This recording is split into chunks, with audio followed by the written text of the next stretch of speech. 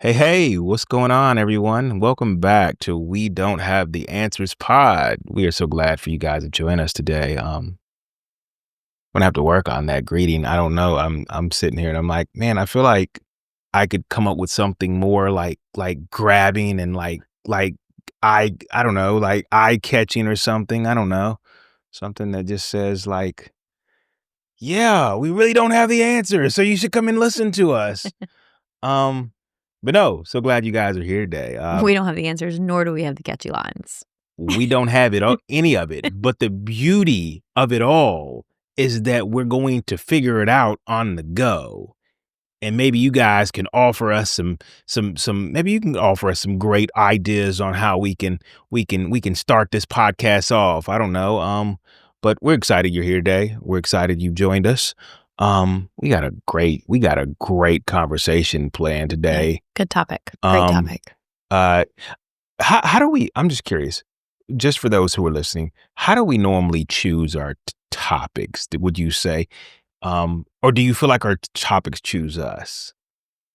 I think it can be a little bit of both. I think we come across things, whether on social media and conversations, in our study time, and conversations with others that kind of speak to either things that we've walked through or experiences we've seen or things that we've experienced. And then I think that kind of leads us into our conversations. And then, oh, this would be maybe something that we could talk about on here.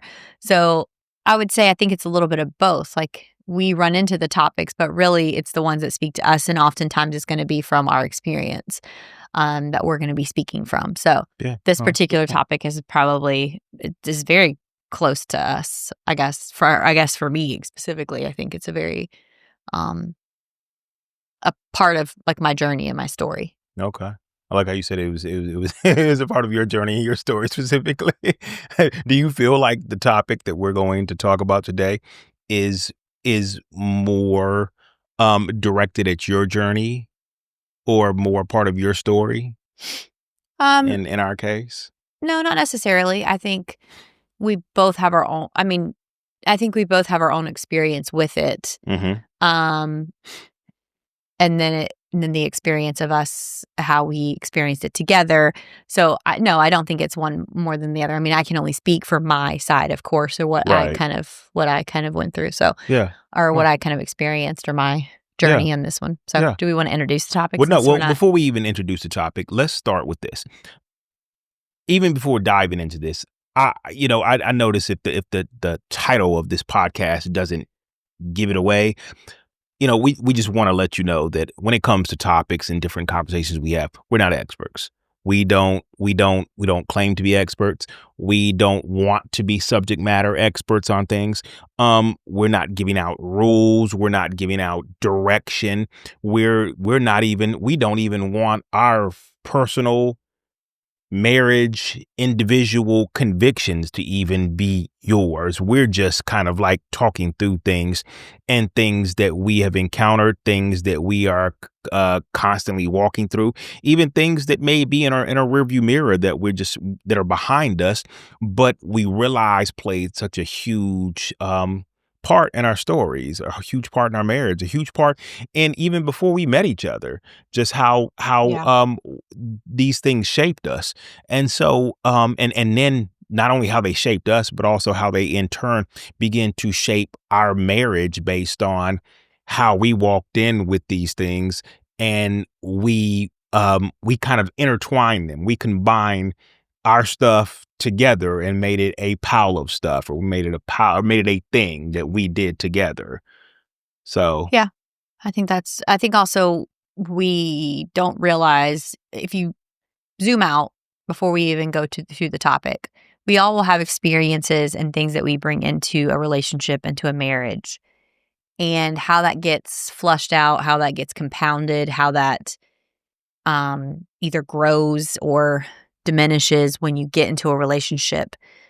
It will, like anything you bring, like we talk about baggage, right? Like baggage you bring into a marriage. So any habit, anything we bring into a marriage, there will either it will go away or it will like grow. yeah, And so, yes, our that's a good relationship, point. yeah. So I think that could be a broader conversation of any baggage that we bring into. Yeah. Yeah. But today we're going to be a little bit more specific in what we're in the baggage we're talking about. Yes. And that I don't even want to call it baggage. That particular Well, item, that particular thing that we want to discuss today, as far as, our story, our lives, is how alcohol played a part in our lives, how alcohol played a part in our relationship, how alcohol played a part in our marriage, and how it just played a part in our full total story, from, introduction to like even to currently, how that looks in our lives. yeah. So where do we start? Where do we go? What do we? I think it's really important that we first kind of, like you already kind of said, like, hey, we're just talking more about our story. Mhm. And we'll talk about our individual and then our collective story, but realizing that alcohol use and how people use and experience alcohol is kind of like a spectrum. It's not like a one size fits all, right? Right. So you have people who only drink socially. You have people who use it as a stress reliever. You have your wine moms. I used to be one. Okay. You've never heard of that, have you? I have Okay. not. It's my first time. Wine. You have. Okay. I'm sure there's no wine dads. I don't believe that would be a thing. I don't know if there is. Weird. It's really not a thing. I shouldn't. I made up the wine moms, but yes, it's a big thing where moms, like, they have their nightly glass of wine. Like, there is nothing, that's a yes, that's a pretty Okay. So a spectrum. yes. So you have like your celebration enhancers. So, by the way, I didn't know all this prior to this episode. I kind of looked through kind of how people relate to alcohol. You have people who use it as a distraction, people who use it as a habit, or to avoid certain things. So as avoidance. Okay. Some people even use alcohol as like bonding. And that was actually so. And then you can use it depending on which scenario or relationship. You could be in a different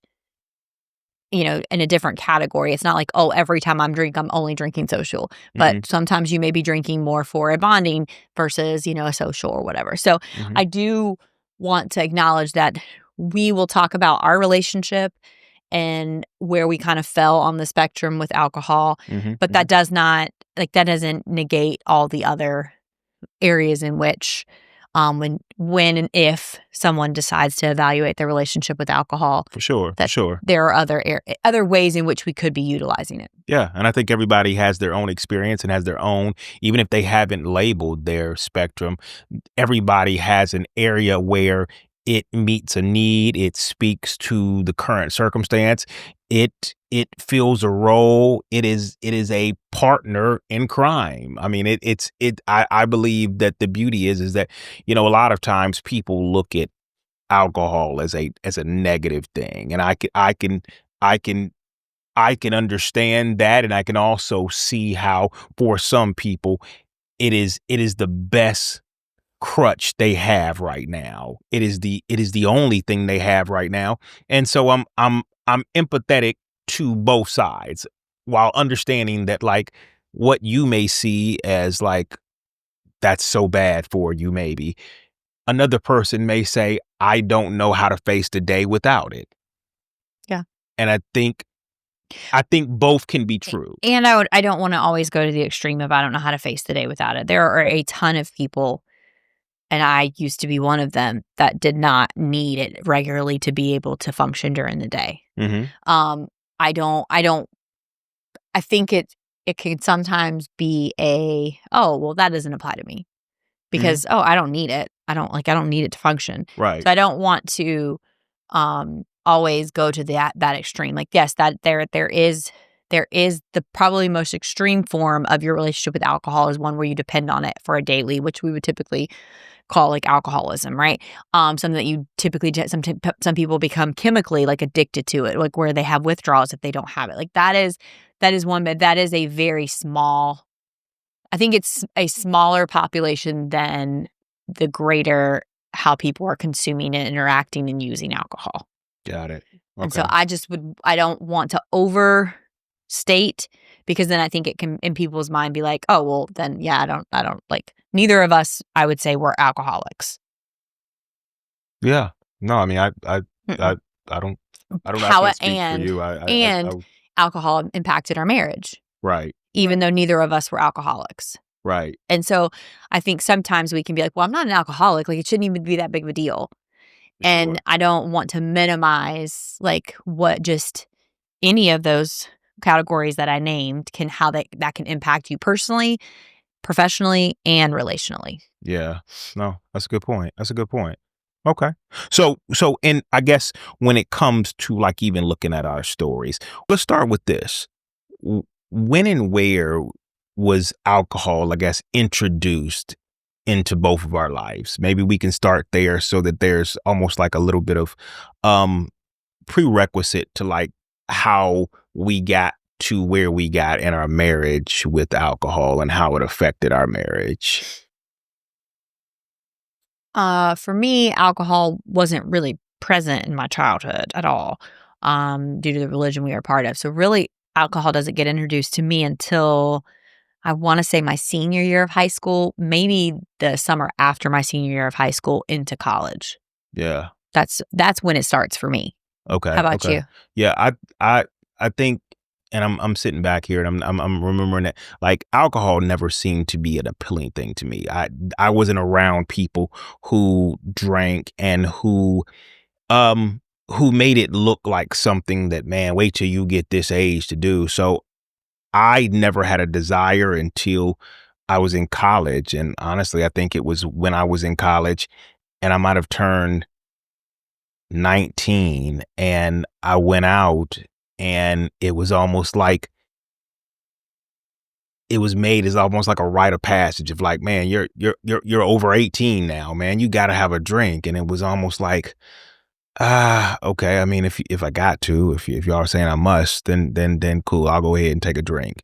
But it wasn't something I was like, oh yeah, I can't wait to do that again. Like that did it for me. That made me feel good. It almost made me feel like I I wasn't acceptable if I wasn't drinking like everybody else. So I wanted to match the room in a way. Yeah, I would say it was it wasn't that it seemed appealing to me, and I didn't necessarily do it for others. However, the way that I grew up, things were so, I'm not going to say strict, just so much pressure.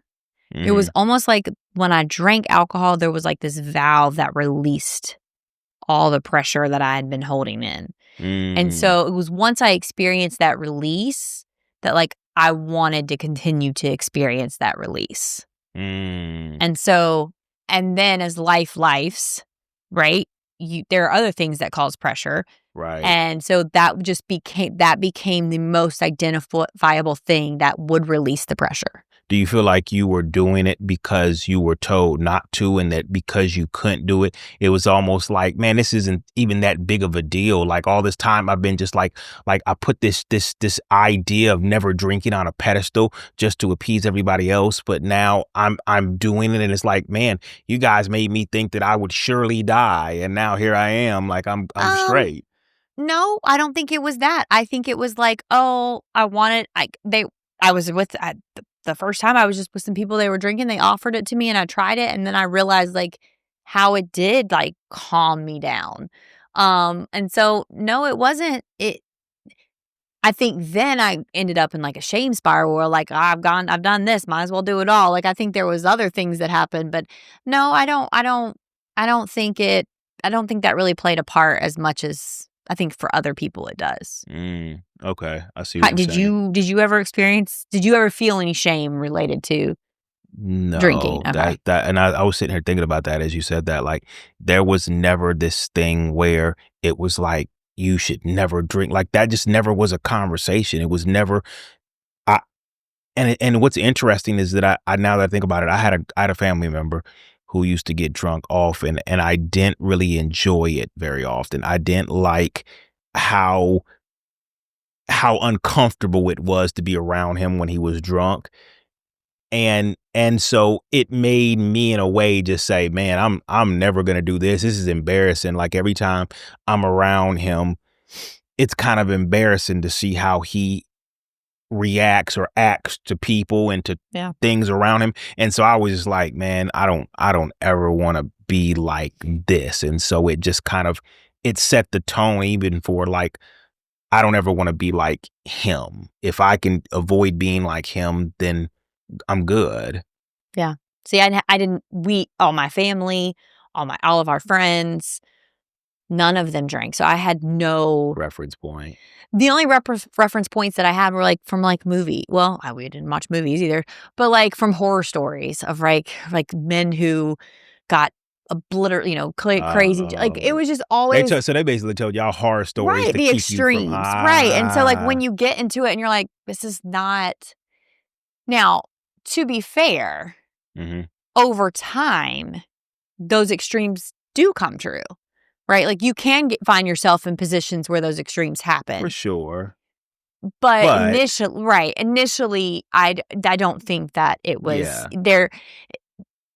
Yeah, that was not. I didn't experience that, and I was like, this is fun." So Like, we're basic it was calm, it was fun, like, we had fun. right. So we're basically two people who didn't seek out it, but it found us. And in a way, it became a part of our lifestyle as we went into college. We both, because I wasn't drinking until college, and and in a way, it allowed me, as I think about it now, it allowed me to get out of my head and just have fun. It allowed Yeah. me to stop thinking about everything and just have Yep. fun.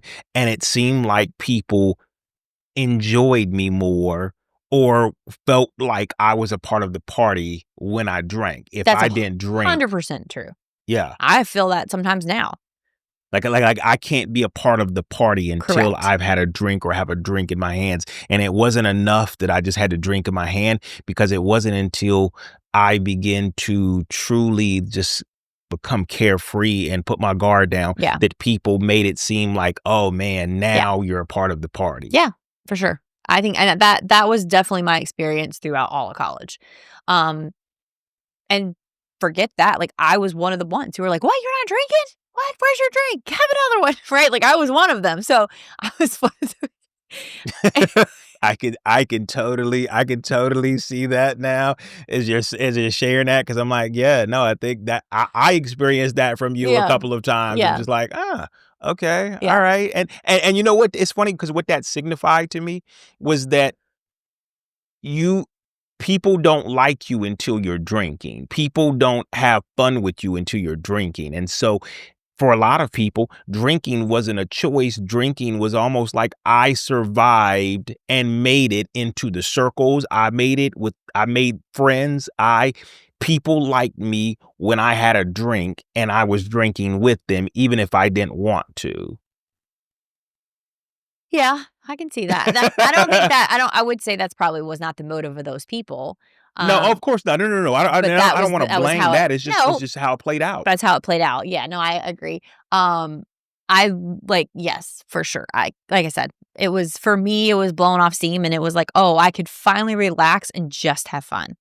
Because there was always so much I just felt like there was just so much pressure. That's the only way I know how to describe it. And it was literally like a release valve for me. And it continued to be that for most of my 20s. And It was and I think our 20s, we ran into each other in our 20s drinking. We ran into each other in a drink in a that was socially predominantly the drinking setting that setting. you and I ran Yes. into each other. Yes, Yes. was through drinking and through partying. Yes. Yes, which is probably not ideal for a relationship. Why But not? I mean, I think you say not ideal, but I think there are a lot of people no, I know. who I the just setting I is think what I'm around yeah, no. drinking. Maybe I don't know I don't know what this generation, what the dating scene looks Yeah, I like as don't know far what as it does. I dancing. think it's But normally drinking has always been a part. It is the yeah, third. It is the wingman. It is the third wheel in most relationships in America yeah, and outside of. I can't speak about outside America, but it is yeah. the third wheel in most dating scenes. Yeah, no, you're right. You're right. So I think it's fair to say that even if you don't drink, when you're getting to know a person, the question's going to come up of, hey, would you like a drink? Would you and a lot of our relationships, the foundation is built upon, well, let's go grab a drink. hey, would you like to meet me for a drink? Um, and it's almost like the first brick. It's this foundation of, man, we met out, we sat at the bar, we laughed, we had a great time, we had drinks, we ran up the tab and we had a great time. And it sets the tone for, this person is fun. I enjoy hanging out with them. They are fun when they drink with me. Yeah. Am I wrong? No, I don't think you're wrong. I think that's hits it right on the head. Yeah. Yeah.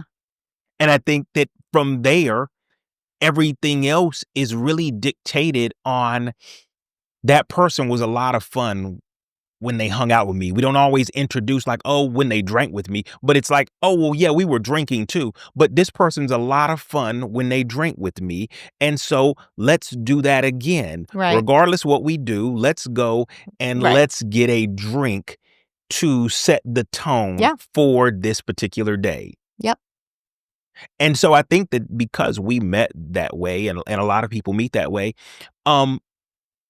it's hard to take that brick from the bottom of your initial, like, this is how we met. I can't take that brick out. That brick is important to our build, our relationship. Well, and even if you back up a little bit before you even talk about the foundation of the relationship, that brick may be holding up some other things in your own personal life. Before we even, 100%. Before I even built, before, I mean, like, if mine was, what my brick was, it was releasing pressure for me. So you're asking if I find, let's just say, I wouldn't have started a relationship with anybody that would not have been okay with that type of release, because I needed that, right?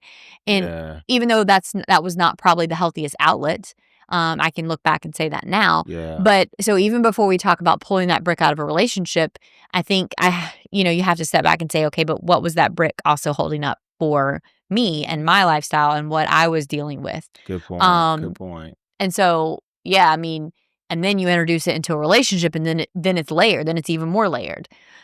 Because then, let's say I decided that I did want to remove that brick from myself, but you were like, wait, no, that's what we do together. Then you have to kind of figure out that dynamic. Well, this is who you were when you came into the relationship, and now you want to change it up. Like, I think it's very layered. Yeah. So when you say that, so how about this? When you drank, how did it make you feel? What did it do in your life that made you feel? Ooh.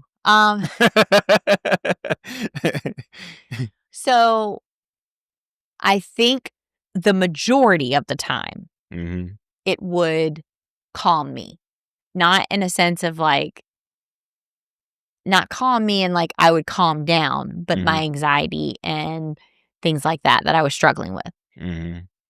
That is not necessarily the experience everyone outside of me had. For sure. There was often times where it would amplify those feelings. And so it was kind of a Russian roulette of, was whatever I was dealing with going to come out, or was it going to be like calmed from drinking? Now, if I was just going, so for much of college though, I was just partying to party. Later on after college, with the death of my mother and teaching, it was more of a valve release. Like, it became much more of like okay, I need to blow off steam. And I think once it became a blow off steam, the way people experienced me was much more, or the way I experienced drinking and what it did, it became much more of like, you just didn't know what you were going to get. You didn't know if you were going to get crying Amber. You didn't know if you were going to be like the life of the party, she's so great Amber. You didn't know if you were going to get angry, ready to fight Amber. You just never knew. And Amber does not fight. No. Don't you lie to those people. No. Don't you do that. Don't you do that. I'm just saying, like, you just didn't know what. So that's what it did for me. And what's, as you say that, I think about how, like, when you're getting to know a person, but you're so used to meeting the best version of them. Yeah. When you start to experience all the versions of them, you almost begin to say, well, dang, who do I want to show up today, and how do I channel that person so I don't get the other person? Yeah. And I think that goes for me too. Like, how do I get the best of him and not that that other version. Yeah. Like what was it? What do I need to avoid saying? What do I need to avoid hitting on so that that person doesn't show up? And so I think in it all, like whenever you know there's drinking involved, you see it as like, oh man, there's a benefit. I speak from a guy's place of like drinking to me, even though I didn't care to do it, I used to see it as an advantage because I didn't know too many women who didn't want to drink. And so it was almost like, okay, well, like in order to begin to even, it almost, they made it seem like in order to even start up a conversation with somebody, you Yeah. have to offer them a drink. Yeah. In order to make friends, you have to offer them a drink. So Yeah. it was almost like, for as a frugal guy, it was like an expensive door that you had to open Yeah. in order to get entrance to other people's conversations, Yeah. other people's lives. You had to buy them a drink. And then at that point, you got to meet the version of them that's drinking and not the version of them that's sober or the Yeah. version of them that is has a sober mind. So you don't actually know who you may get later on if you're like, hey, look, let's go on Yeah. a sober date. No, you're so used to getting drunk them that when they're not, and I won't only say drunk, I was used to getting Under the influence. under the influence Amber, Yeah. and not a version of you that later on when I was like, wait, like without the liquor, without alcohol, who are you at the core Right. of all of that? Like what were you hiding behind, and who were you at the core when it wasn't involved? And I Yeah. think as I began to meet so many versions of you, it was just like, crap, what do I want? But I think it was less about what I wanted. It was more about what you felt comfortable, who you felt comfortable being, and how you felt comfortable showing up. And at that time, it felt like you were more comfortable showing up with alcohol than without it because of maybe just I don't know. I can't speak for you, but Yeah. I know for myself, I didn't want to be the guy who was turned down because he wouldn't drink with you or others. Yeah. I mean, for me, uh, again, during that time, I had a lot of walls up. And What? alcohol would put those walls down for me, Mhm, where sober Amber would not. And so I think there was a level of I could connect with people, mhm, um, in ways that I could not when I was sober. Like, I just could not. Granted, years of therapy have done well with that, for but sure. there was, I mean, if I'm being honest, it did. It broke down, protections that I had put up for myself of like, I'm not gonna let them get too close. I don't want them to see this. They wouldn't like me if they saw that. Well, it's almost like what it did was it actually it turned off your alarm system Yeah. and you didn't agree to it. Like it was like, oh, she won't even notice that I've like turned off the whole alarm system because at this point her defenses are down Yeah. and she's just carefree. And if you weren't drinking, you might have said, no, I got to keep all this stuff up to stay protected and survive. Yeah. I agree with that. It definitely did that. I think, but then it also, yes, I think it did that. But then it also required me sometimes at times to face the things I didn't want to face. And that was really difficult for me. Um, because it would bring things to the surface that I was not ready. So like it was a mixed relationship, me and alcohol. Yeah. But yes, I definitely think that it definitely put my defenses down. In a lot of different ways. I put myself in very precarious situations. I not only like, and I made decisions that later on I would definitely like be like, wow, I don't know why I did that. Mhm. Um, and so and the only thing I can tell you is I wasn't thinking. Like, my alarm system was completely shut off. And so But I think that was the whole point. Like it it allowed you was to the stop. it was the whole point, but I don't think I it was the whole point to a degree, but I don't think when you do that, there's not really a consideration of the downside of that, right? Your alarm system is there for a reason. And so even though my alarm system was being set off for things that were not dangerous, and drinking helped me pull those defenses down, it also pulled my defenses down on things that were very dangerous, and my alarm system should have been going off. Does that make sense? Yeah. So I think it definitely, and then when it came to you and I, like, you did experience a version of me that was authentic to a degree when I was drinking, because my defenses were down. But then you also experienced the other version of me where it was like I wasn't not necessarily it was me, but it was like it was everything I was dealing with. And that typically did not end well. Yeah. It's funny as you're breaking that down, I'm sitting here and I'm thinking to myself, like, your thing that helped like trigger you in different directions of turn off, turn on, feeling safe, even if the defenses are down. Mine was more of like needing your acknowledgement without needing the actual alcohol. Right. The alcohol was just there, but it wasn't always like this thing of like I needed people more than I needed the alcohol, but the alcohol seemed to be I had to go through there in order to get to the people. But it's funny that you say that, because my experience on the other end of that was, yes, that was how you would react. But going back to what you said earlier, like, you never wanted to become like the drinker. And so the whole time you were like, you could still feel when I was the drinker and you were kind of coming along for the ride, there was still this very much resistance that you had to alcohol that would come across to people who were drinking. Yo, and you know what's crazy?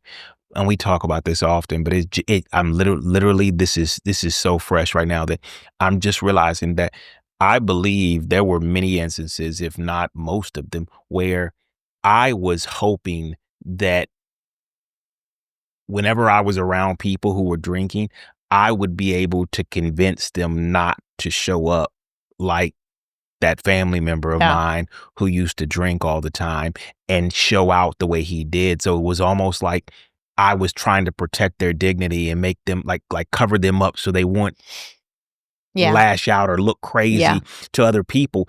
And so it was almost like this desire to say, I'm finally going to make this right. I'm going to write this story and make this story look better by making sure that they don't look crazy to others. And the truth is that I never had any control over any of that. Right. Even though I had this idea that I was in control of that. And the way that the drinker experienced it was often, it came across as shame. And so... Yeah, wow. Yeah, and so when you would wake up the next morning and you would realize all that had played out, or you would remember what you could remember, all you would feel is just an immense amount of shame. Like... because of how I was even responding to it and all that. And then how I would respond to it in the middle of drinking and all of that. And then inevitably it would create a significant wedge between us, sometimes for days, if not longer. Yeah, because I think what was happening in my mind was that I kept feeling this hopeless feeling of like I'm trying so hard to talk her off the ledge, but the ledge is inevitable because it wasn't, you didn't see the ledge as a bad thing. I was the only one that saw the ledge as a bad thing. And so we're in this constant back. And it's funny because there became a point where I felt so helpless and hopeless that I told myself, maybe if I just get drunk before them. Yep. You remember that? Yeah. Like, I was like, maybe if I just get drunk before everybody else, then maybe it won't affect me as much. Maybe I won't be as bothered by it. Maybe it just won't like I'm tired of always being the sober guy or Yeah. semi-sober guy around all the drunk people. I can't do this anymore. I can't take this anymore. And so I was trying everything I could in order to address the fact that I I I couldn't do anything. You were Like, trying to still exist in the same environment, honestly survive in the same environment because you couldn't change what we were all doing around you, but you still were a part of wanting to be a part of that. right. Not Still that, not being accepted. right, being accepted, a part of whether it was with me or with the people Right. you were hanging out with. Like, it wasn't always necessarily with me that you experienced this. Mhm. Um, Mhm. but, I think it created this, like, "Okay, let me figure out how I can survive." But you didn't do that very long, though. You didn't try and get drunk before everybody else that very No, long no, because because it eventually it just we ended up ruining your drunk. for sure. It was like I would get there. And It we was would like I'm chill. I'm ready to like. It's funny because I'm a sleepy. I was You a are a sleepy sleepy alcohol, drunk. and so all of a sudden I'm relaxed. And next thing I know, y'all are like, let's go to the roof and jump off. And it's like, oh crap, my whole high is just like crash. Like, bro, like Yeah. you will never be that drunk to go to the roof with these people and jump off. Yep. You need to sober up now. And it was like, crap. Yeah, you did that a couple times, but I don't feel like it was like it was in certain scenarios where you knew what was coming. But for the most part, you did not do that. Not as much with me. I don't from this is how I experienced it. Mhm. But given what you said, it makes a lot more sense now. We've never really discussed Yeah. that aspect of it. But it was oftentimes like this, it felt like I I I interpreted it as like a control. You wanted to control me, Mhm. and how much I drank and how I acted and what I did, Mhm. which I guess you kind of alluded to that, like that it Yeah. was like Yeah. that. And so I'm still like this. I'm ornery. I would almost lash back out at you, Yep. and the alcohol would intensify my backlash. 100%. Oh Like, my goodness.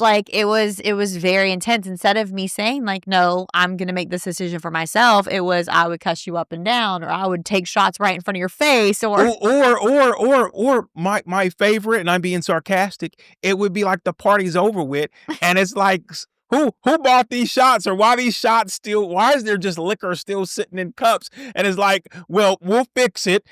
Huh? Huh? Huh? Huh? Like, oh my goodness. I'm stuck with this one tonight. The one that's taking and it's all I could see was like the maybe the version of her that she is right now is about to transform into a version now, that I to will be now have to honest, take though, care I of. still am like yes, I still am like that, though. So I no longer drink, a little bit, maybe I'm telling the end, but I no longer drink, but I still am like I will stay till the party is all the way over. Like, I don't like fun to end. You have not been to a party since the 80s. Cut it like what The like 80s? I don't want you to lie to these No, no, people. I don't mean like that, but, like, I mean, like, we do this all the time when we go to people's houses or whatever. We are always almost the last leave because 'cause we're still hanging out. I know, sorry. We're still hanging out, we're still talking, we're still whatever. Like, that's what I mean. Like, I'm not one to be like, "Okay, we're gonna turn in early." Like, I'm still that aspect of me is very true. It was magnified with alcohol. Yeah, that's true. That is more Yeah, yeah, I yeah. don't mean it in, like, I've been to a party and I Yeah, leave, but, yeah. like, Okay, I get what you're saying. I see I'll what you're shut saying. down anything I go to. Like, I'll hang out and talk, and I don't typically rush What's to leave. what's behind that? What why is that? I What think is I don't think I like fun to end. If I'm being honest, I think, and I don't mean that in, like, alcohol. I mean, like, in general, like, when I'm having a good time, I think I'm like, "Oh, I wanna keep doing this until it has to end." I think our daughter's the same way. look, I was She literally cries about after to say every single play date, and I'm I like, was "Harley, about to you s cannot cry after every play date." And what does she say? "But mommy, I just don't want the fun to end." I literally think that's what it is. Okay. But we're off Okay. topic. Oh, no, no, no, no, no, no, we're right on. Let's hold on real quick. Let's just sit there for a second. I think that is something completely different Like when it comes to like, I don't want the fun to end, and the fun normally revolves around these aspects that like, wow, like if these aspects are not a part of it, then maybe the fun will end. Even if the party ends, it doesn't have to end in me. Yeah, no, I definitely think, yes, I think alcohol for sure. No, I agree with that. Like, I think at the time I associated fun with alcohol for sure. And the truth of the matter is the party continues to go as long as you're drinking, even if the party ends, because the party can end at 2 a.m. But if I've just taken 3 shots at 2 a.m., not that, I mean, let's be real, last call was normally 1. But if I've somehow or another got more liquor, that doesn't stop the last call in the car. But like, I'm just saying, like, if I can keep the party going. I also feel like, oddly, I don't know how this started. So when I say this, I don't know how there was this, I used to do it with the wine bottle too. There was this like assumption if there was alcohol left, then the night was not done. Because we didn't really keep alcohol in the house like that. I never really did. And like so I think it was more of than like, it was less of like, oh, let me just keep drinking so the fun doesn't end. But it was like, no, there's still alcohol left. Let's finish it. Yeah. Why I felt that way, I could not tell you. Maybe it was just because I didn't grow up in like alcohol culture. And so I didn't recognize that, oh, you can have a bottle on the shelf and that's okay. I don't know. Because even when I kind of switched from liquor to wine, I never did really beer. It was the same thing. Well, I've already opened the bottle. I'll just finish off the bottle of wine. And I would finish a whole bottle of wine in one night. It would be like a random Tuesday night. And it wasn't like it made me like crazy drunk, but it was just, and it wasn't like I would go and say, oh, I want more. It was just like, oh, well, the bottle is open. I'll just finish it. Yeah. And so it was less. So I wonder if some of that was also at play too. Right. But, yeah. So I would say that in all of this, this wasn't just a dating scene for us. It didn't just become like our dating life. It became eventually our marriage. It became what we took into our wedding night. Yeah. Our I think it was also like the friend groups we hung out with, the couples, for sure. Oh yeah, no, it's a good point. That's a good point. We selected people, the people in our life.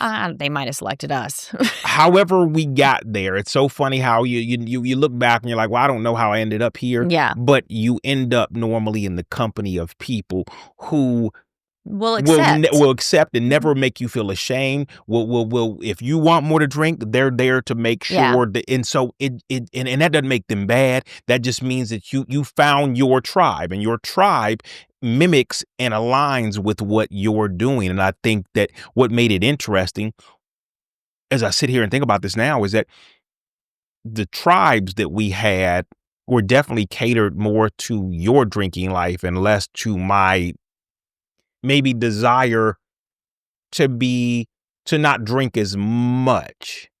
Well, yes. Mm-hmm.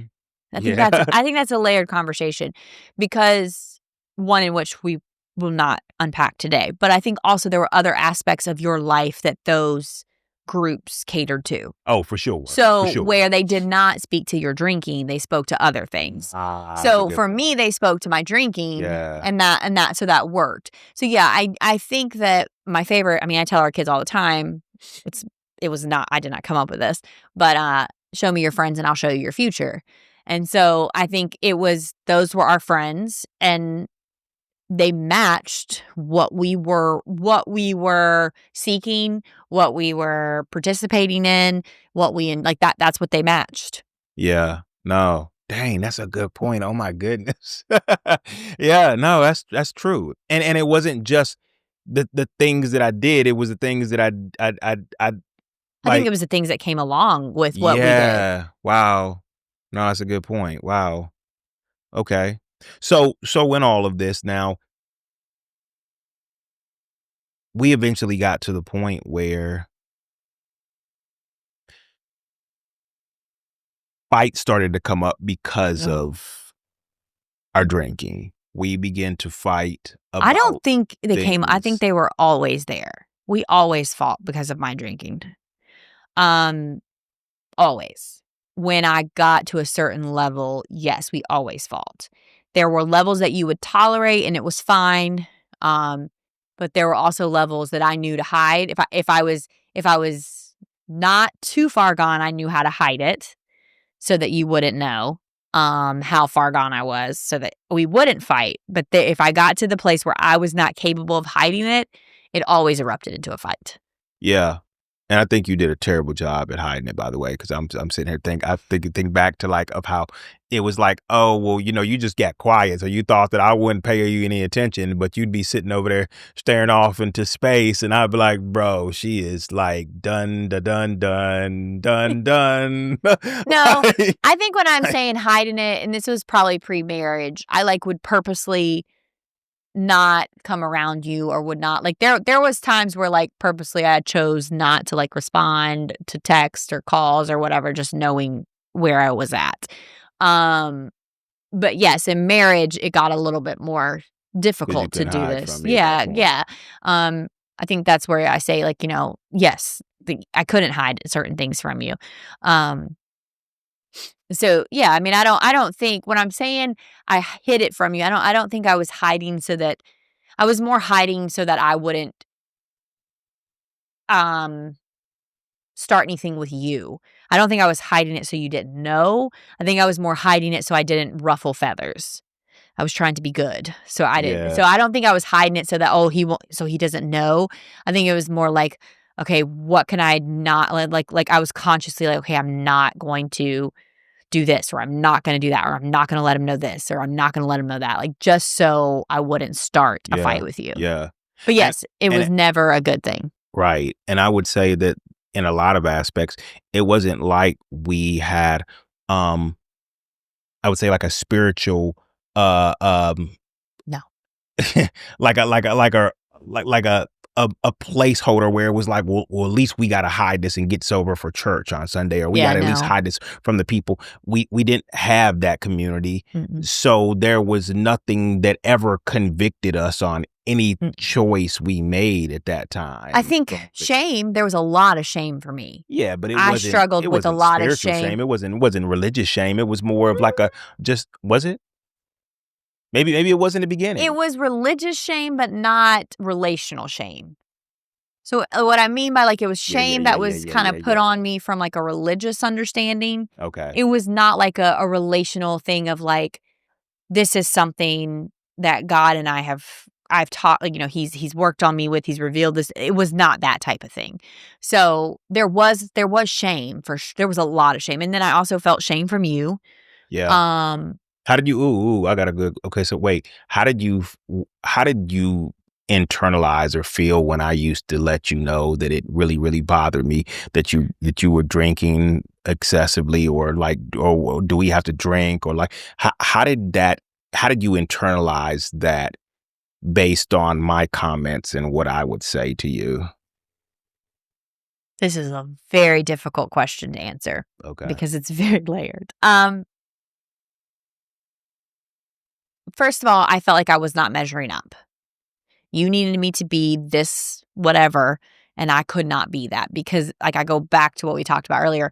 This was an essential brick in my life at the time. This was a major coping mechanism for me at that Mhm. time. And so you were asking me to remove a coping mechanism, and there was nothing in its place Yeah. because you weren't necessarily, and I'm not saying this in like oh, you should have done better. Mm. I'm more just saying it wasn't like you were addressing what was going on there underneath. You were literally only addressing my behavior. Right. Well, And so yeah, but I wouldn't have known what no, was no, you going on wouldn't up have. underneath, No, but nor could I address it. It would, I could have had more compassion to understand that, like, I can't just.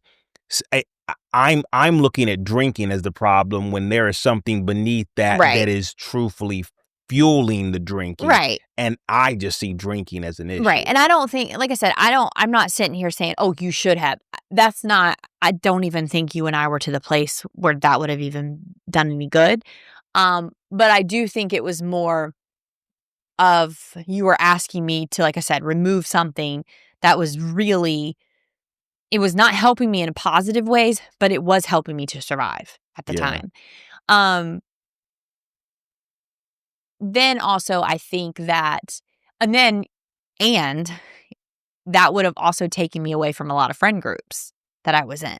So not only are you asking me to remove a coping mechanism, you're also asking me to remove myself from people who I love, people who care for me, people who like I'm like that those were my people, and I don't have anywhere else to go. Right, and you felt like if you stopped drinking, those people wouldn't want you around or see you and love. Did you see it that way of like they probably won't Just accept? What would we do?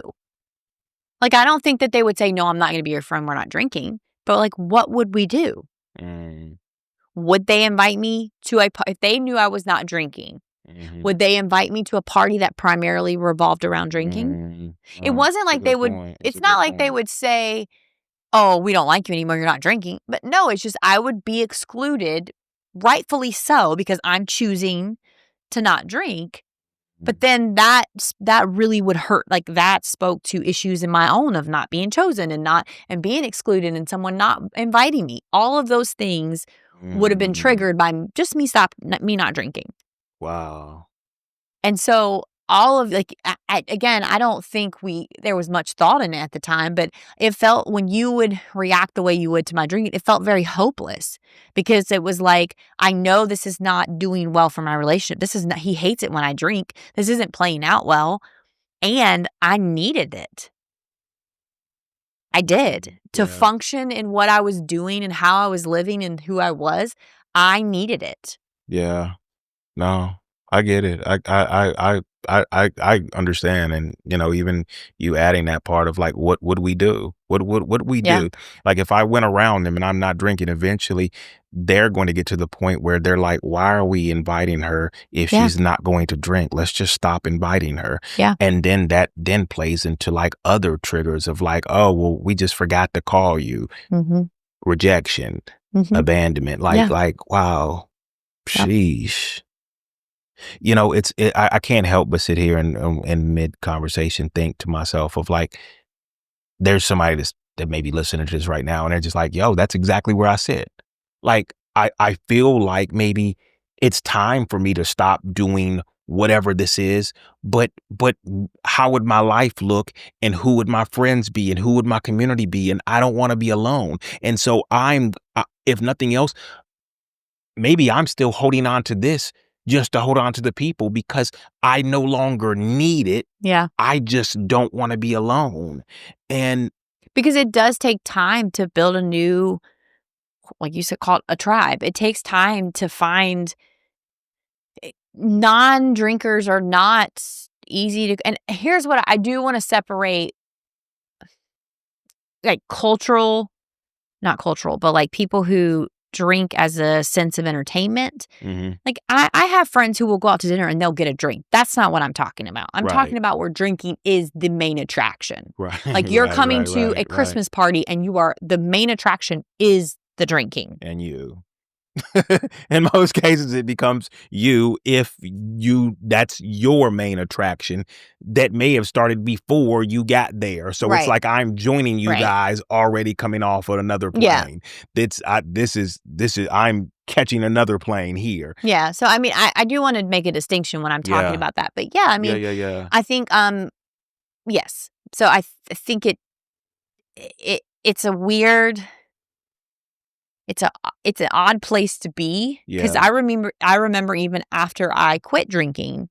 And we're gonna get there. We're gonna get there because I want to, because I know a lot of people are like, well, then how did you? And not to say that one size fits all, but what was it that ended up clicking? Because it wasn't. I would say I don't feel like I at all was a part of that, even though it was like, oh man, I've been always trying to control, no, you and I finally got her to break free. No, it was something, and it always was going to be something that you had to do for you, and nothing I could ever do for you. Just for those who are like, well, maybe I can help convince, or I can work with, and it's like, no, it's not your journey or battle to and I know this because there are people who are fighting with people and walking alongside people in certain battles, whether it be alcohol or whatever, that they're like, well, man, if I could just convince them and just show them and just like, and it's like, yeah, but they've got to see it. And more than they've got to see it, they've got to understand whatever it may be that allows them to say, I don't want to do this Yeah. anymore. I will say it actually had nothing. I don't think you really played a part in it at all. Mhm. Um, And I'm okay with that. yeah, You no, know, and sometimes I'm people not are like, saying "Oh, I no. didn't." Yeah, but no, I'm okay with I that. wasn't saying that in a mean way. No, I know. You and I had separated, and I don't remember. I don't. I'm trying to think exactly what my thought process was, but I think it actually was along the lines of, if you and I are going to separate, I have to be on my best behavior to not lose Harley. And that accounted for me not drinking. Mm. And that's kind of where it started. Not that you ever threatened or anything like that, but in my mind, that's where I went. I want to say I had already decided to do like a dry January for like a New Year's thing, Mhm. because it was around New Year's when you and I separated. And I felt like those two things kind of played into one another. And then as I started going back to therapy, I started to really unpack what was going on with me, just different things. And I kind of began to unpack how I had been using alcohol. Mhm. So initially when I stopped, I merely just stopped partying. Like I did not actually say like no more alcohol, like I couldn't have a glass of wine, whatever. Mhm. Um, During that period, it was from January to March. Mhm. I had extended my dry January. And by Almost the like a challenge thing of like you were in a challenge, like you were challenging yourself. It was no desire to necessarily never do it, but I'm going to correct. challenge myself to not do it during this time I want to period. say also, for the record, for about the first year, there was no intention for this to be my lifestyle going Mm. forward. That was not what I had set out to do. Right. At first, it was the dry January, and then as I kind of did that, the things with us were kind of occurring, and so that was playing a part. And then around March, I remember I went on a trip, and um, I had drank a little bit. I drank during that trip. And I'd come back and I just remember feeling like the feeling that I don't know how to describe it. I remember reaching out to some of my prayer, because at this time I was also growing. I was growing my relationship with God. I was getting closer to God. I was seeking God more during this time. Mhm. And I remember texting my prayer partners and just asking them to pray for me. I couldn't figure out what was going on, but I just felt really off. And they sent me back a verse, and I wish I could remember it off the top of my head, but it's about, you need to put off the old self, Ah, yeah, and yeah, yeah. that God has made you new. And I felt like in that moment, God impressed upon me, like, I'm asking you to walk away from this. Mm. And so from then on, I was like, okay, well, I can't drink during this time. Right now, I can't drink. But I would say it was almost, yeah, it was a year that I didn't drink, but I did not think it was that I was not going to drink anymore. Right. And it wasn't until the following year when I went on a cruise and I had a drink, and I just think I realized I don't actually have to drink to have fun and to enjoy myself. By this point during that Mm. year, I had made new friends that didn't necessarily have to revolve around drinking and things like that. Right. And I was going to therapy. So all those bricks that I had were being dealt with. They were being exposed in a way Yeah. to where you saw why, like what was behind it. It's Yeah. like they said, "Oh, well, yeah, look, by the way, you don't have a drinking problem." Wait, I don't have a drinking problem? No, but Right. you don't even have a problem. You're not a problem. You're not Right. broken, but there is something But I had that's these behind the drinking. correct. And I think what's interesting, I was thinking about this as you were talking. Um, for a lot of people, they saw this transition, even for both of us, as we became closer with God. We got closer with the Lord. Mhm. It was almost like a lot of people believe that, oh, well, they became a Christian, that's why they don't drink. And it's funny because it's like, Ooh, and I well, caught a lot for that. well, yeah, because Yeah. it all kind of happened around Yeah. the same time. It was like, oh, well, they're not drinking because they're Christian. It's like, oh, wait, who said Christians don't drink or not allowed Yeah. to drink? But then again, it takes you back to your old religion of like, oh, well, in that religion, Yeah. they didn't drink. But I am not called. God, and I say this often of like, well, I don't drink because I'm a Christian. I drink because it's a choice of my own. And You mean you don't drink? I don't drink. Yeah. Okay. And if I choose to drink, Yeah. if I were to choose to, it's not a backslide on my relationship with Christ. Right. But for the people who drink, sometimes it makes people uncomfortable, whether you're a Christian or not, because I won't drink. And it's like, well know that that's my own choice. And know that I don't ever want you to feel uncomfortable. I can't control that, whether you feel uncomfortable, but I wouldn't want you to feel uncomfortable because I'm not. Right. Know that you don't have to choose to not drink tonight because I'm with you. Yeah. And I'm sure you've I don't want to separate the two either, though. Like, my relationship with God did heavily impact my decision not to drink. So I don't want to separate it. It's not because I'm a Christian that I do not drink.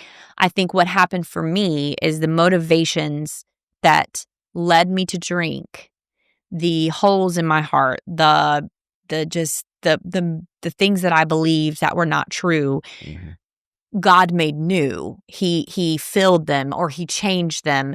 And so therefore the motivation no longer. So like what I used it for, I didn't need it for anymore. Yeah. And so what was the point? Yeah. Like it was never like, and so I think that when he's, when that verse, like that verse meant way more than me just not drinking. I think what that verse meant to me at the time and even now is like, I'm replacing the old parts of you. And it was piece by piece. It wasn't all at once. Right. But I'm bringing in new people in your life. I'm changing, the way that you look at, how you relate to people and all these different things. And as he was changing those things, he literally changed my desire. Right. And it didn't happen overnight. But like I said, for like a year, I was like, I mean, I'm sure I'll drink again. Not in a negative way. I was like, it's just something I'm not doing right now. And then as it got more and more and more, I realized, oh, this is probably going to be forever. But I would like to hear why you stopped drinking, because I've actually never heard that story. Why I stopped drinking? Yeah. Oh. Because I've actually never heard this story. To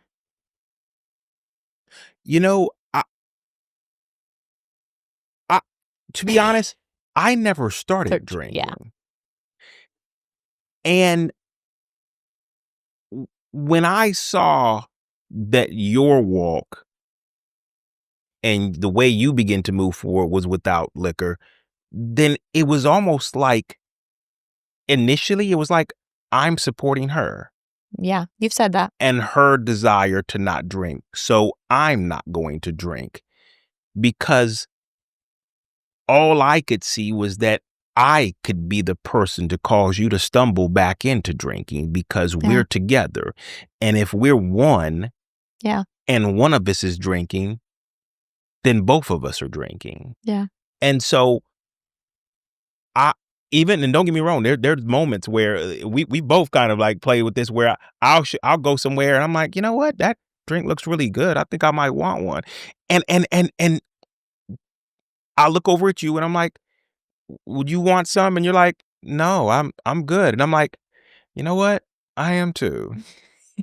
Like I am too. Like it's almost like I realized that I could push harder on it. I could say, hey, well, look, I mean, it's just one drink. It's not that serious. Right. But it was almost like, no, we're good. Yeah. It's not just I'm good. And so I've taken that approach now, where even when I go somewhere and somebody's just like, oh, you're not drinking. The truth is I was never drinking. Yeah. But I don't need to drink. And that shouldn't stop you from drinking, because I hate when people act like they can't drink because I'm not. Like, no, please. I want you to get that. What was you about to get? Hey, waiter, look, can we go ahead and get that Long Island out here for him? Like, please, don't stop because of me. But know that I don't want to cause you. I don't want to, like I even had a brother recently where he was like, man, I'm not doing that. And we're not talking about alcohol, but just something simple as a cigar.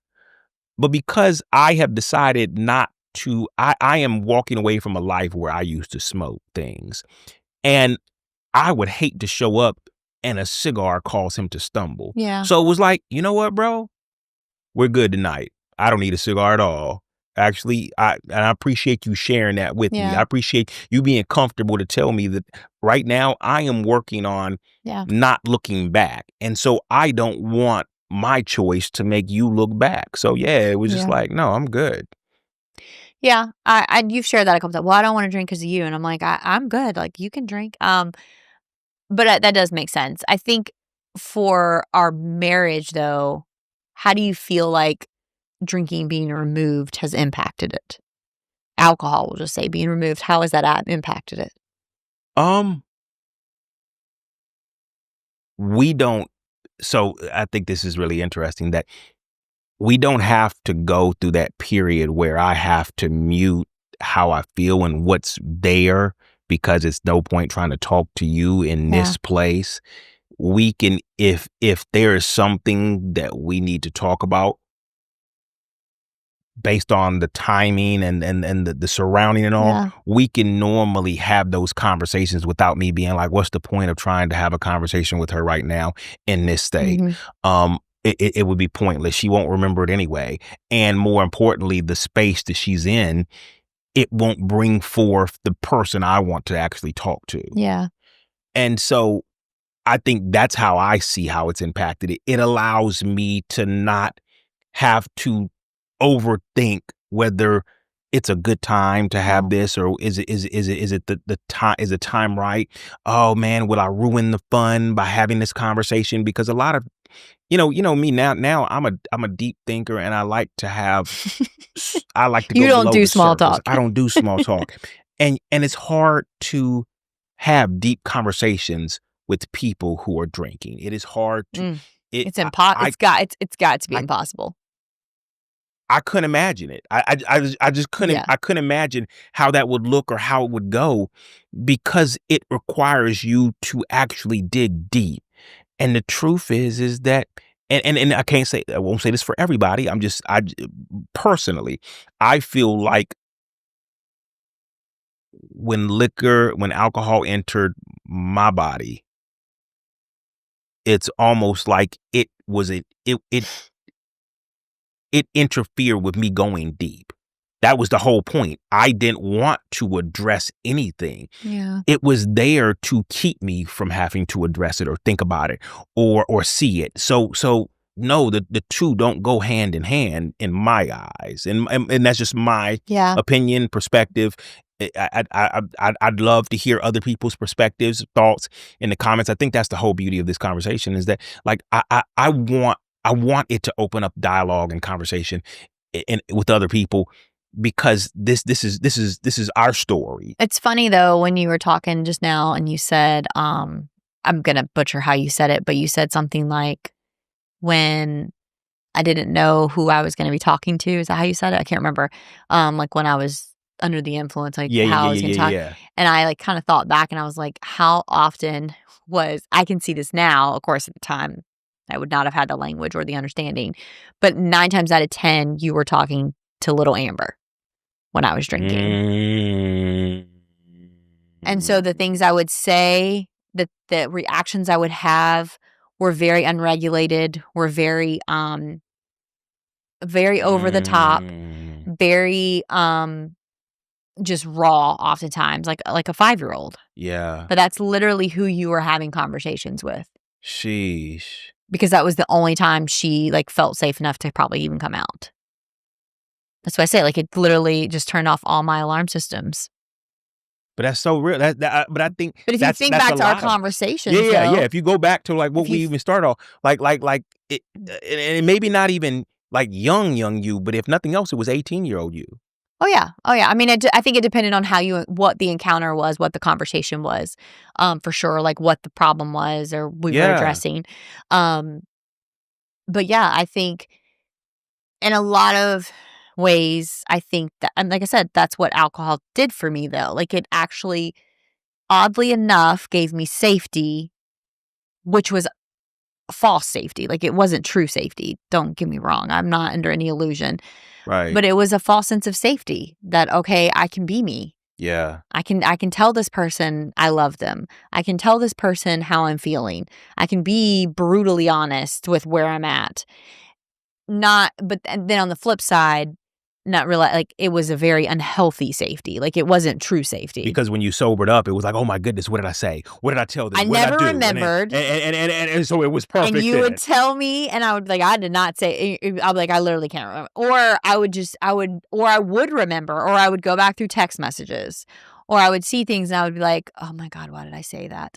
And I would almost like want to hide for days because I was just like, I cannot. And there was other issues going on as well, like just which I addressed later on in my life.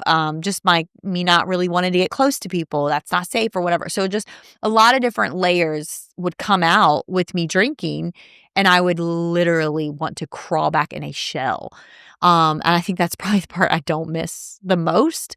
Forget hangover. I mean, I also always had crazy hangovers, but is that I would literally after want to just crawl, like I would want to just disappear because Yeah. of what I had said or what had gone wrong or the way that I had handled a person. And it was from the people closest to me, and to people that probably what I didn't even was like a blip on their radar. But to Right. me, it was something that I would just like agonize over for days. For sure, because you saw it, even if they never saw it, even if they never recognized it or realized. And sometimes it was like, forget like alcohol hangover. It was sometimes an emotional hangover. Like was always so guarded. I was always, not just with you, with everyone. I was always so guarded. I was always so closed and things like. And then when I would drink, it was like everything was out in the open. A little bit, it was like exhausting for me. And you were taking that ride. You were riding that just ongoing like emotional roller coaster of like, oh, I'm high, now I'm low again. And wow. That's, hearing this, it's funny because our therapist always has us look at each other and say things. To the big brown eyes. Right. And it's like, okay, so now hearing this, it makes sense of a lot of things looking back. That even if I had heard it back then, it would have made no sense to me then. Like you could have said this stuff and I still wouldn't have been able to process it because there was this little boy in me who was just still like trying to change, still trying to change that uncle, still trying to address like how he made me feel, and if he loved me, then he wouldn't do this. And the crazy part is that I didn't even really think about a lot of this until we begin this conversation of like even till when he died from drinking. I still felt like that was on me. I could have done something about that. And so that switch never turned off of I can do something about this. And so I think if nothing else, all of this it creates a space where we can have grace and empathy not only for each other but for others who are fighting this battle, even if they don't see it as a battle, because I don't think it is a battle. I think we can look back and be like, man, that was a wild battle I fought there. But for some people, it's like I'm surviving, and you're making me feel crazy about surviving life. Like I'm doing the best I can right now. I'm doing the best I can, and I think that's okay. I think that is okay. I don't ever want to make a person feel like, bro, but you're not doing the best you can with it. No, I get it. But the best you can, if nothing else, is you're not battling with alcohol. You're battling with everything that's happened, the stories behind it, my story, your stories that lead to that moment where it's like, I put that story in the rear view and now I'm on autopilot. I'm riding with this. I think, first of all, I sympathize and empathize, and my heart goes out to anyone who is struggling with this with a spouse, right? Like, so somebody that would have been in your position. Because I even said it earlier, like, I'm not sure if you would have said all the right words, would it have made a difference? I'm not sure it would have. Until that person is ready to address whatever brick they're holding everything together with alcohol, I'm not sure anything can be done. Right.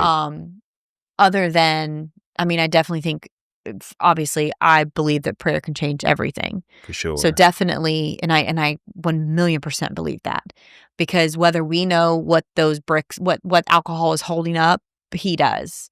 God does know. He knows the places in that person's heart that need to be restored, which is what I felt like I experienced, or what I know I experienced. Not like I felt like it. I know I experienced that. So I sympathize and empathize, and I also love to always point out that it was not something that happened overnight. It was not a behavioral change for me.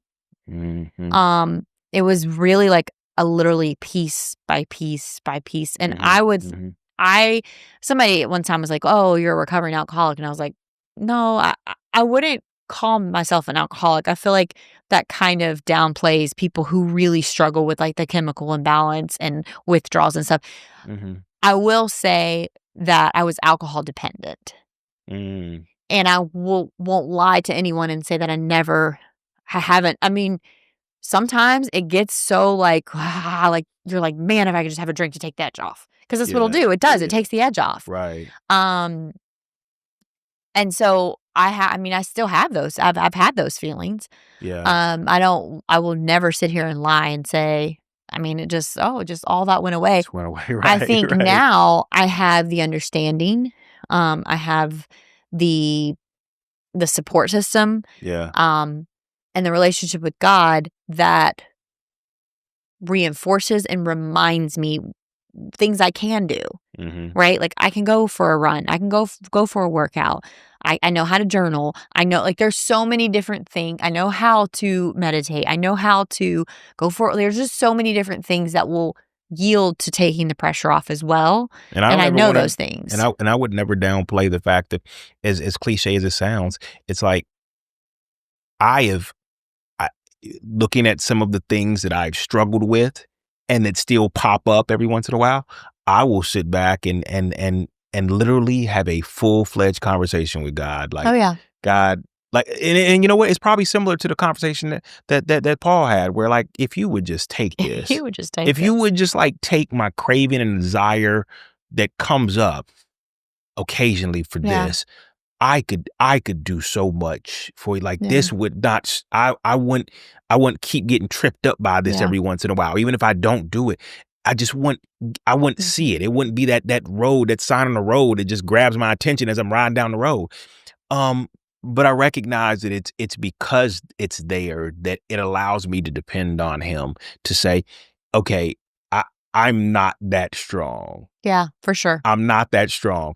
I thought that like I had won this battle and that would never creep back up in my life again. And here it is again. And it's come stronger. Yeah. And it came at a time where it's like, oh, come on, you know that you can't turn it down. And it's like, oh, yeah. But see, you knew. And that's why you knew that I needed to be dependent on you. And so I think that's become one where, as crazy as it may sound to some people, I will literally have full-fledged conversations where, like, God, the first thing we always want to say is why? Why is this back? Yeah. Why is this here?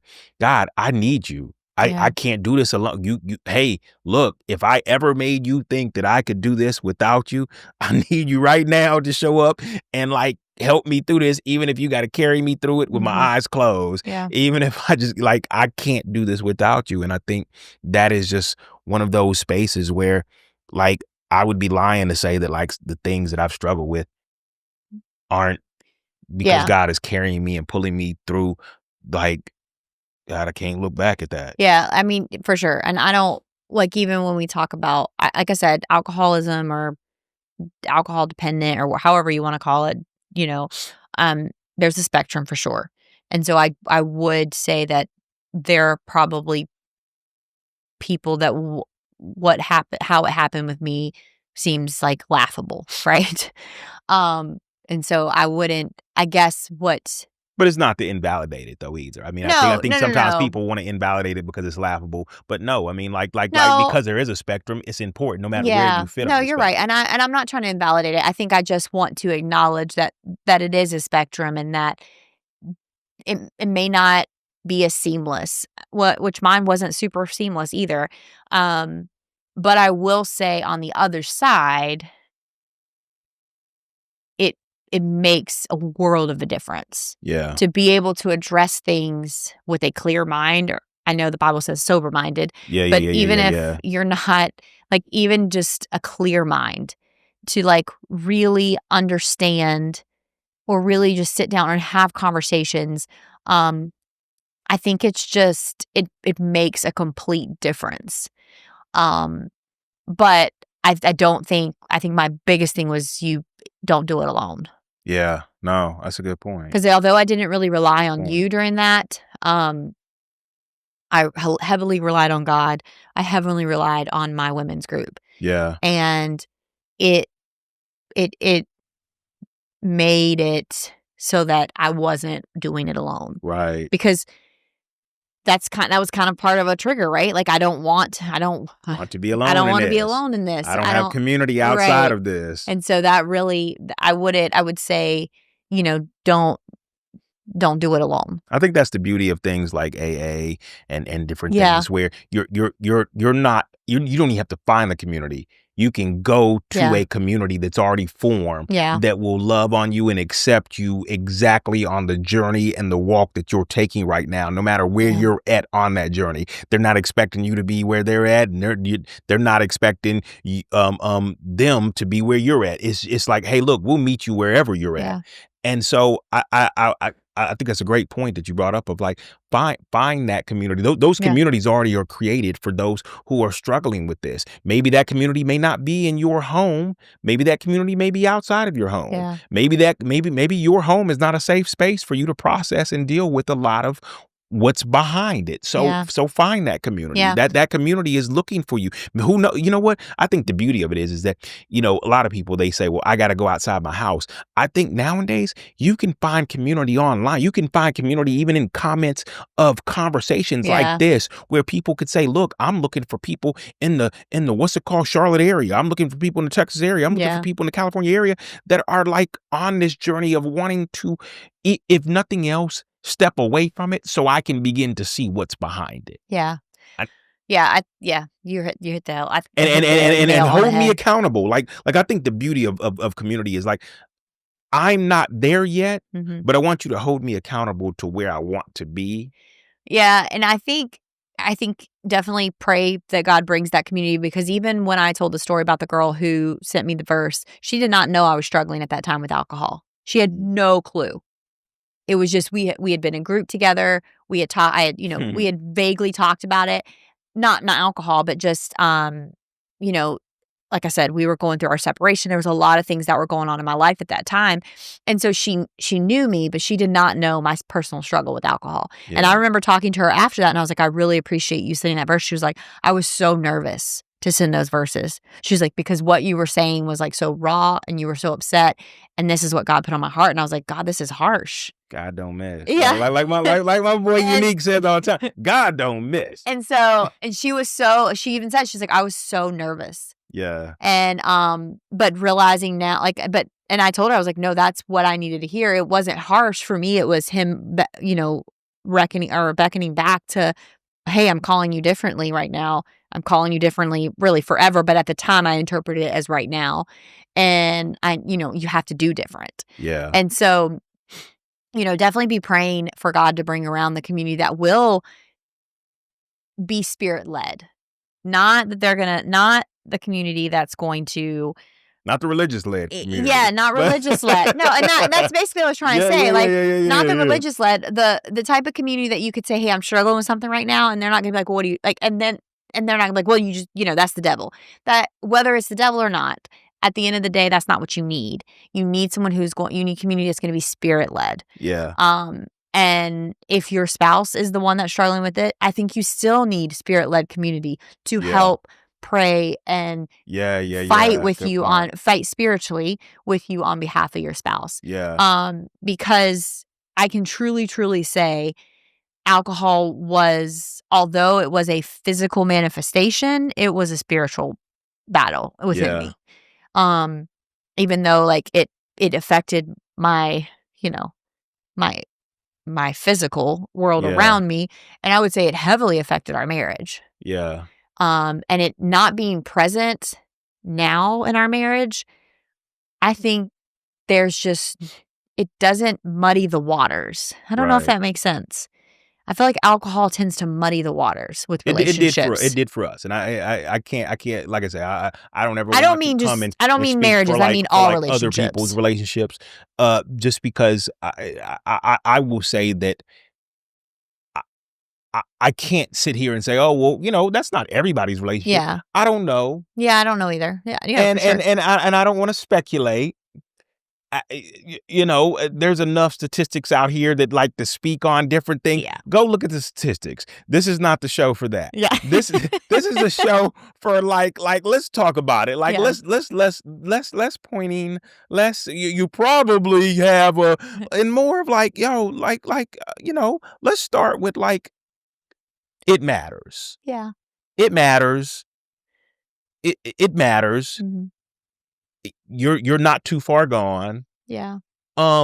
Whatever it is, it matters because I always say it to myself. It mattered. It matters. But more importantly, like know that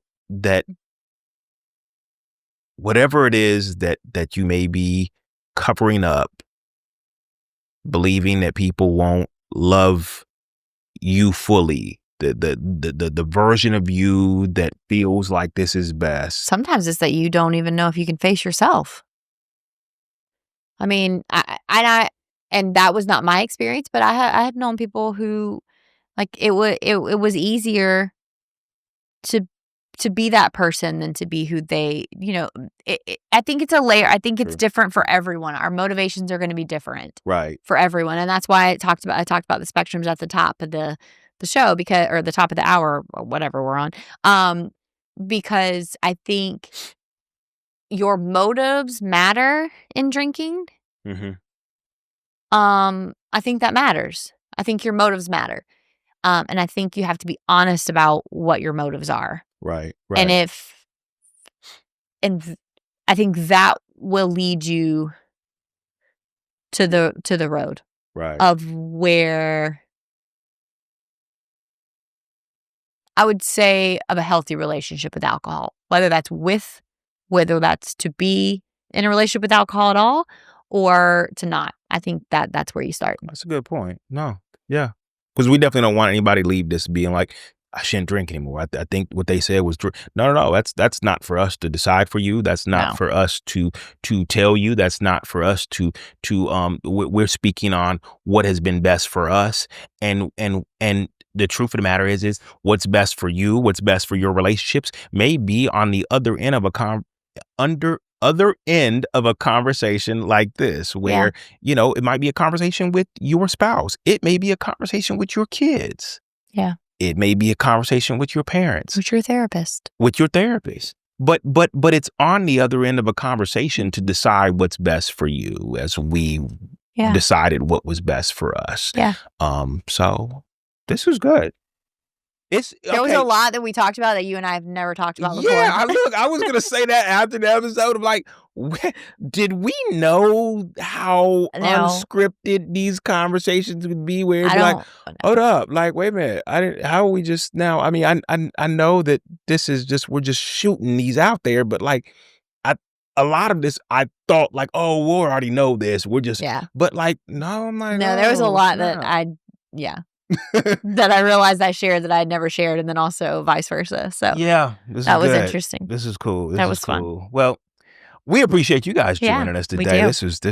This was very cool. I hope that if nothing else, something was imparted on you today. You took something from this. Something just all of a sudden was like, that right there. That what they just said. Pause it right there. As always, we pray that these conversations aren't just a interesting time for you to be nosy and get the tea here and just, I've always wondered what was up with them, but allow this to it's doing that, but okay. but allow this to be like something where it's like, wow, that's a good point. Man, that's a conversation I need to have. Even if it's just with myself. And I think maybe at the end of in like the show notes, we can put like a link to like an AA, like some sort of resource. Yeah. Oh, it's a good point. That's a Yeah. good point. We would do that. We would do that. We can't talk about this topic without putting some resources there. Yeah. So, yeah, check out the description. Check out the show notes down there below. After you've watched this episode, make sure you like and subscribe. Like, make Yes. sure you share this Feel with free to somebody. comment. Yeah, please. We've already asked you to comment, but like, please, make this your community. Make this, Yeah. look at this as like you're sitting down with us and just and bring your thoughts back to us through hitting the comments. Allow us to know you're here. Like it, share it, Yeah. subscribe, and all that good stuff. And catch us on the next episode. I hope that you enjoyed this and know that we're gonna keep having interesting Yeah. conversations like this, where it's like, oh yeah, we're gonna talk about this, and I'm sure we know this already, and it's like, oh snap, I didn't know that. So yeah, this has been fun. It All has been. right, All well, right. cool. We'll see you next time. See y'all.